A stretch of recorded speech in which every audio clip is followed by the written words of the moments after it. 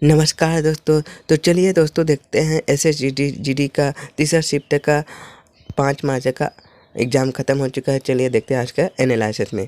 बिहू किस राज्य की महत्वपूर्ण नृत्य है? तो असम राज्य के महत्वपूर्ण नृत्य है जो महत्वपूर्ण नृत्य में गिने जाते हैं। तो यहाँ पे असम राज्य का नृत्य है जो अप्रैल महीने में मनाया जाने वाला है। रोली है, बोहाग नृत्य भी कहा जाता है। ठीक है, इसके संबंधी आने वाला है। और अक्टूबर में मनाए जाने वाले को कुट्टू बिहू नृत्य कहा जाता है। अगला है विशु निम्नलिखित में से किस राज्य का प्रसिद्ध त्यौहार है? तो आ जाएंगे प्रतिष्ठित केरल राज्य का। और 2011 क्रिकेट वर्ल्ड कप विजेता टीम कौन था? 2011 के भारत था। ठीक है, भारत 2011 और 1987 में यहाँ जीता था। ठीक है, अगला भारत का वित्तीय वर्ष की शुरुआत किस महीने में? महीने के तौर पर कौन सा महीना माना जाता है? तो अप्रैल महीना में मनाया जाता है। ठीक है, और 2018 में मणिपुर में संगीत नाटक अकादमी पुरस्कार किसने जीता है? तो अखिल लक्ष्मी पुत्र जी है। अगला है किस पंचवर्षीय योजना के महालोबिस योजना के नाम से जाना जाता है? तो कुछ को नाम से जाना जाता है? द्वितीय पंचवर्षीय योजना को जाना जाता है। प्रसन्न चंद्र महालोनिस एक भारतीय वैज्ञानिक सांख्यिकी विद्वान है।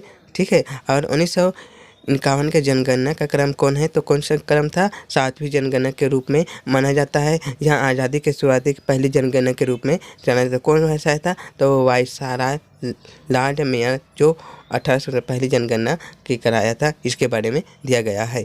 अगला है निम्नलिखित में से किस योजना को रोलिंग प्लान कहा जाता है? तो किस योजना को? छठी योजना को रोलिंग योजना कहा जाता है, रोलिंग प्लान के रूप में जाना जाता है। विश्व के शतरंज खेल के शुरुआत निम्नलिखित में किस देश में किया? तो भारत ने किया था। भारत ने शुरुआत किया, फिर के बाद खेल के बारे में किया गया था। ठीक है, अगला है कुछ विशेष प्रश्न आए थे। वर्तमान में मंत्री कौन है? तो मंत्री कौन है?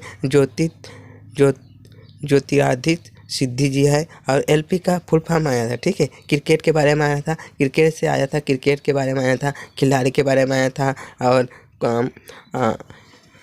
वाइड गेंद के बारे में आया था। और आज के एग्जाम में LPW का फुल फॉर्म आया तो लेग ऑफ द विकेट आ जाएंगे इसके अंदर। ठीक है, अगला है इसके अगला क्वेश्चन आ जाएंगे।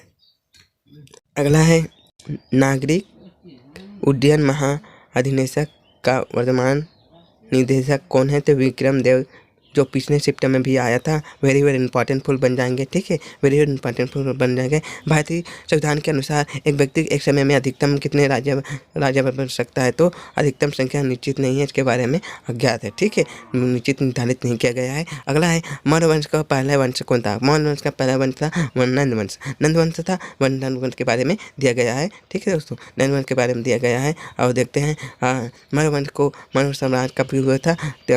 312 से 185 ईस्वी में हुआ था। भारत सरकार में एक शक्तिशाली राजवंश को जाना जाता था। और यहाँ राजवंश को कितना करना था? 138 वर्ष हो गए भारत राज्य में। इसकी स्थापना कौन की थे?